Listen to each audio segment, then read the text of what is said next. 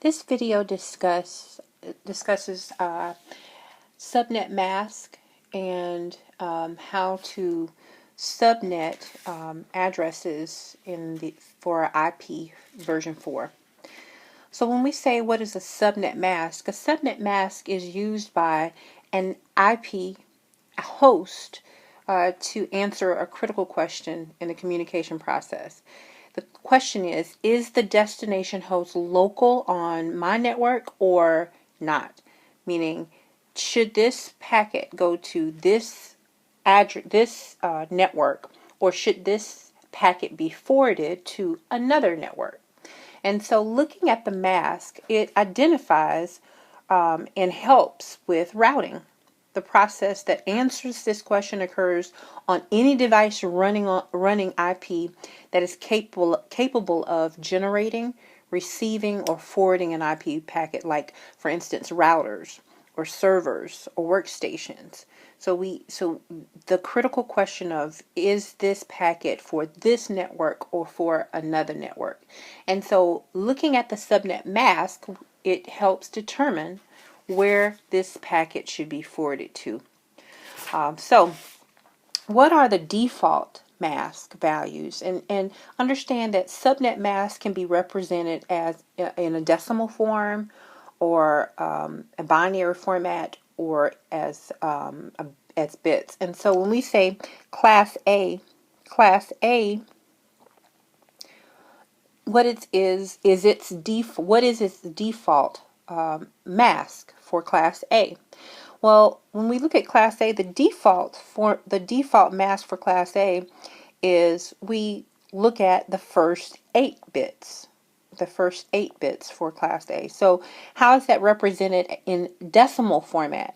Then that means it's the first 8 bits will all be turned on, and the rest of the bytes are turned off.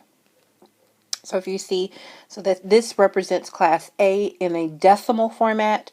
And how is it represented as binary? We will have you will have 8 1 bits, and you will have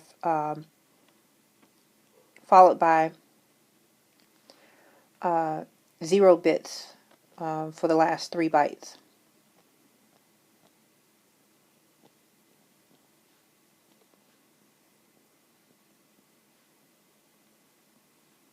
Okay, so this is the binary representation of the default mask for class A.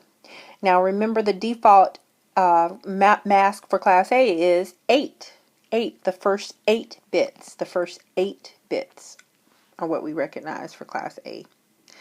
So then we look at class B. Let's take a look at class B. Class B, what is the default mask for class B? We look at the first 16 bytes. The first 16 bytes. So that means that the first 2 bytes are turned on. All are turned on. So 255.255, that represents the first 2 bytes, or the first 16 bits, and the last 2 bytes are all turned off. This represents class B. And of course, what is the binary representation of this? It will be 8 1 bits. Dot 1 2 3 4 1 2 3 4. So the first 16 bits are all turned on, and then the last 16 bits are all turned off. Okay. So this is class B, and so that means we're going to turn on the first, or look at the first 16 bits. This is the default mask for class B. The default mask for class B. So let's examine now class C. Class C, what is the default mask for class C? We look at the first 3 bytes, or the first 24 bits. So that means we will so that the decimal representation of the default mask would be 255.255.255.0. And so the first 24 bits are examined in order for class C. So the first 24 bits are all turned on. And so what's the binary representation of the subnet mask for class C? You'd have the first 8 bits turned on, the second 8 bits turned on, the third 8 bits turned on, and the last 8 bits turned off. So this is the binary representation of class C the default class C subnet mask, and so that this gives us our 24 bits. 24 bits is the default representation of or the default subnet mask for class C. Okay. So now let's continue with a better understanding, gain a better understanding of subnetting. So what is subnetting? It's extending, subnetting is extending the mask, extending the mask. So we just looked at the default mask, but we want to extend the mask. And in order to extend, and the purpose of extending the mask is you are creating multiple smaller address blocks from a single address block. So you're extending it. Which the benefits of doing this, it provides it's a more effective and efficient way to utilize a large address space. So you're able to create a smaller network for administrators to efficiently troubleshoot and manage and provide documentation for. It reduces broadcast domain size. So there's a lot of benefits for subnetting, but mainly it's to extend in creating multiple smaller address blocks, which is a more efficient way of issuing out addresses. So extending the mask is what we mean by subnetting. And when we say extending the mask, we have to borrow bits from the host portion. So we borrow bits from the host portion,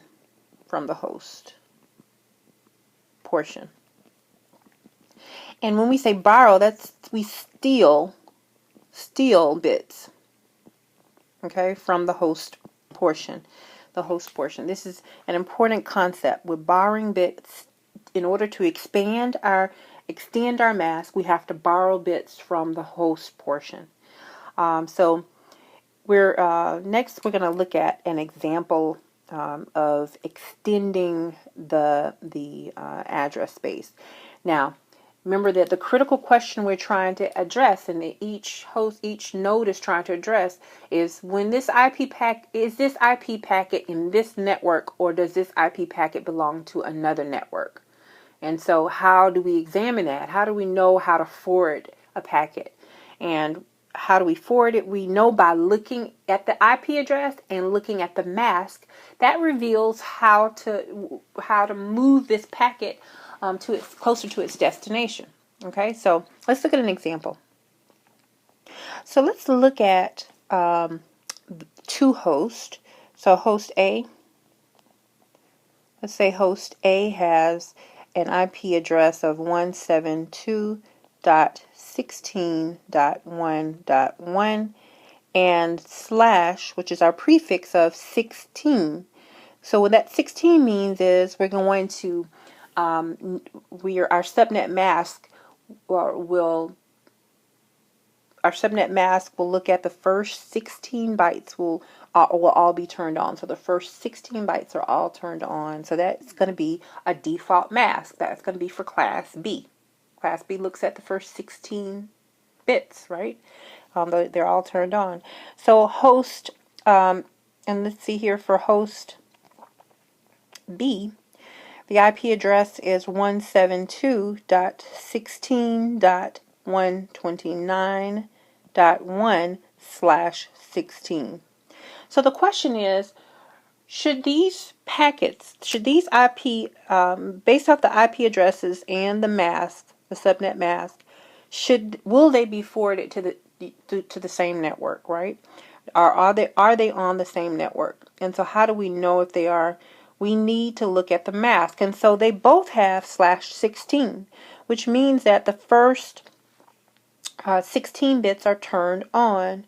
So if we look at the bit representation, the bit string representation of host A, which is so host A would be 1 1 let's see 1 0 1 0 1 1 0 0. This represents 172 dot 0 0 0 1. That's our 16, and followed by 4 zeros. Dot 0 0 0 0 0 0 0 1. Dot 0 0 0 0. So I'm going to rewrite that. So the first, in order to represent host A, that's 1 0 1 0 1 1 0 0. This is the bit string representation of 172, and then this is 0 0 0 1 0 0 0 0. That's 16, and 0 0 0 0 0 0 0 1. That represents 1, and again 0 0 0 0 0 0 0 1, which represents 1 again. So this is the bit string representation of host A. Host B bit string representation is also 1 0 1 0 1 1 0 0 dot 16, which is 0 0 0 1 0 0 0 0, and 129 can be represented as 1 0 0 0 0 0 0 1 dot 0 0 0 0 0 0 0 1. So this is 172.16.129.1. This is host B of the bit string representation. So what is the mask? If we say /16, that means that the first 16 bits are turned on, which, what is the representation as a decimal? What's the decimal representation of the submask? It would be 255, right? The mask would be 255.255.0.0. So what is the bit string representation? So let's write that out to make sure you understand the mask, but what the mask would look like. So that's 255.255, because the first 16 bits are turned on, .0.0. Okay, so that's the decimal representation of the mask. Okay, so then if we wanted the bit string representation of the mask, that would be the first 8 bits turned on, right? Did I do too many? Yeah, you can mark off one of these bits, okay? And the next 8 bits turned on, and the last 2 bits are all turned off. So, sorry. I can stop making a mistake here. The last 2 bytes are turned off.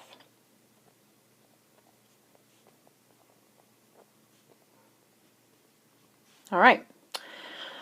So, how do we recognize, or how do we know where what will be the network portion?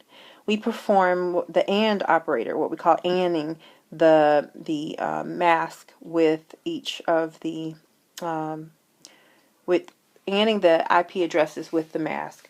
So we can easily see that if we stack them on top of each other here, the first 16 bits of our IP address represent the host portion, and they both share the first 16 bits are the same, 172.16, 172.16.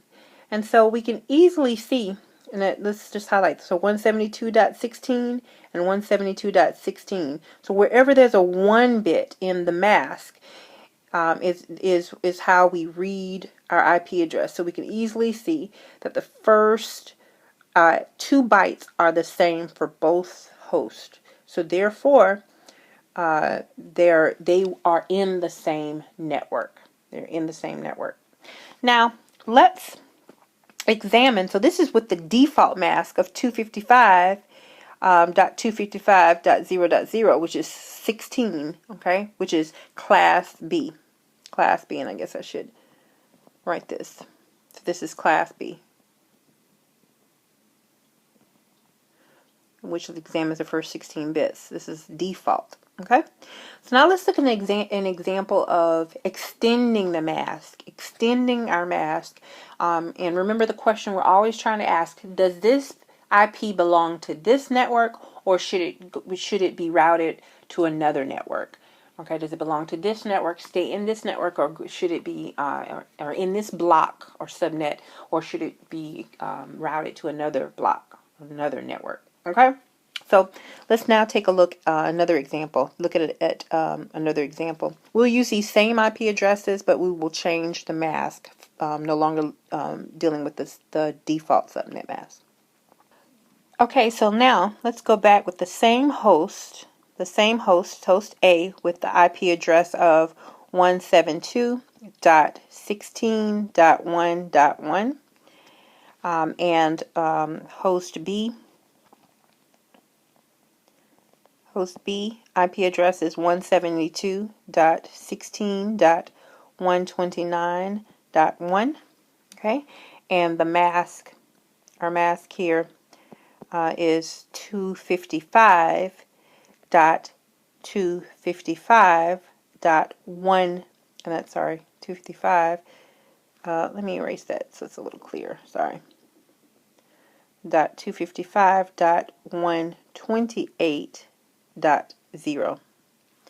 Okay, so now this is a different mask. This is not our default mask. So in this example, we are borrowing. We're going to be borrowing or stealing bits from our host portion. How do I know that? Because this is 128. This is not a default mask. So that we're going into our host part, borrowing or stealing bits from our host part in order to extend or make our this is what we call subnetting. You're creating smaller address space. Okay, you're creating smaller address spaces. Okay, extending your address space, making smaller address blocks, creating multiple smaller address blocks. So this is stealing from the host portion. So how many are we stealing from the host port? How many bits are we stealing from our host portion? Well, here let's just first examine the mask. So how do we count? When we look at our mask, if we count in base 2, right? Remember our in order to examine our byte here, which we're in the third, if we look at the third byte, right? So let's count. So that's 128, right? That's 64, 32, 16, 8, 4, 2, 1. So how did I get those? This is 2 to the 1 where we have 1, right? 2 to the 2, 2 to the 2 to the 0, 2 to the 1, 2 to the 2, 2 to the third gives us 8. 2 to the 4th gives us 16, 2 to the 5th gives us 32, 2 to the 6th gives us 64, 2 to the 7th gives us 128. So if this represents our third, right, byte, then what are we borrowing from? How many bits do we need to borrow? So this is 128, so that means I'm going to borrow 1 bit here. I'm going to borrow 1 bit from the host portion. 1 bit from the host portion. So because I'm borrowing 1 bit from the host portion, then that means, now follow with me please. So that if I'm borrowing 1 bit, then what will be, so this represents the mask. These are my mask values. Your mask values can only consist of the values that you see here. The values that you see here. 128, 64, 32, 16, 8, 4, 2, 1. Those can only be, those will only be, your mask values can only be represented by these values there that you see. So these are my borrow bits. So if I'm borrowing, how many bits am I borrowing? So my borrow bits. For this example, I'm only borrowing 1 bit to equal 128 from the host portion. You're only borrowing 1 bit. So then, how many subnets or blocks can I break my pi into? This is my pi. When I say my pi starts at 0 and it ends at 255. Let's make that a little clearer. It ends at 255. So how will I break up my block, my network, right, into subnets, right, or into blocks, smaller blocks? Well, this value will reveal to you how many subnets you will have. So if I'm borrowing 1 bit, then it's base 2 to the number of bits that I'm borrowing. That will reveal the number of blocks you will break your network into. So this gives me 2. So that means that I'm going to split my pi, my network, in half. I'm going to have 2 blocks. Okay, 2 blocks. And the first block, block 1, this is block 1. This is block 2. Block 1 starts at 0 and ends at 127. And the next block starts at 128 and goes to 255. So my pi is split in half. And how did I know that? Because I borrowed 1 bit. I borrowed 1 bit, and that was revealed to me by my subnet mask. My subnet mask said, hey, go into the 3rd byte and borrow 1 bit from my host, and that will create my subnet. That tells you how many subnets you're going to have. Okay, how many subnets you're going to have. And so how many subnets will I have? I will have 2 subnets. 2 subnets.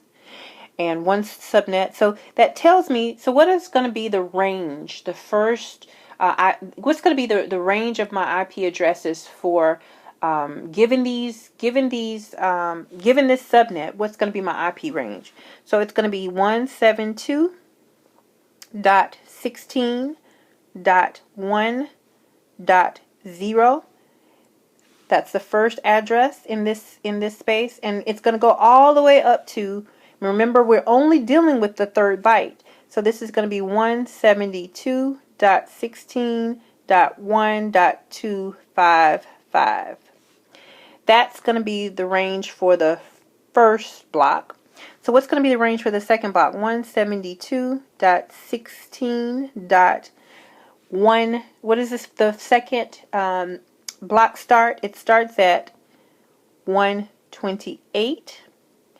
And and remember, the initial block is always going to be the 0 there, and it's going to go to 172.16.255. Remember, because this range goes from 128 to 255, and the last block, of course, will always be 255 there in this for this because we're dealing with a class B. Okay. So this, I hope, helps you understand. We will look at another example in just a second on another video. This video, just to recap, dealt with the purpose of subnet mask and what the default subnet mask for Class A, Class B, and Class C. And this video also discussed the purpose of subnetting, and borrowing or stealing bits from the host portion of your address to extend and expand your address space, creating smaller block sizes, smaller blocks for your addresses. Okay, so I hope this helped. Thank you.